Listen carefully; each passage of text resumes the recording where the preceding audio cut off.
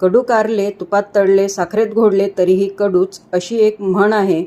पण आज मी ज्या पद्धतीने ही कारल्याची भाजी करणार आहे तर अजिबात ही कडू होत नाही. अगदी छान अशी भाजी होते आणि कारल्याची भाजी न खाणारे सुद्धा अशा पद्धतीने जर तुम्ही कारल्याची भाजी कराल तर नक्कीच खातील. अगदी 2 ऐवजी 4 पोळ्या खातील.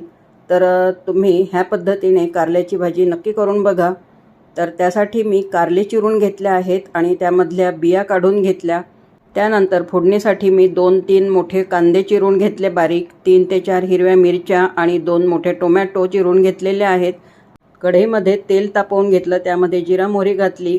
त्यानंतर आता बारीक चिरून घेतलेले कांदे आणि हिरव्या मिरच्या घालून घेतल्या. थोडे ट्रान्सपरंट होईपर्यंत परतून घ्यायचे.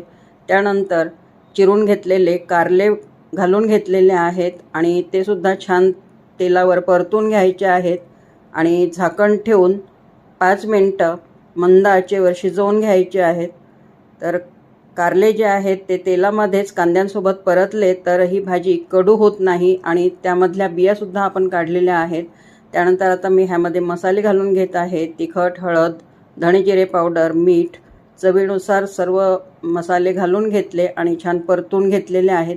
त्यानंतर आता ह्यामध्ये मी चिरून घेतलेला टोमॅटो घातला आहे आणि मिश्रण जे आहे ते छान परतून घेत आहे.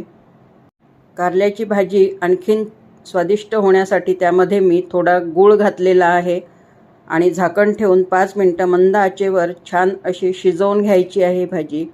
तर एकदम मस्त अशी ही कारल्याची भाजी तयार होते आणि न खाणारे सुद्धा अशा पद्धतीने जर तुम्ही कारल्याची भाजी कराल तर नक्कीच खातील. रेसिपी कशी वाटली आहे तर मला कमेंट करा आणि लाईक करा.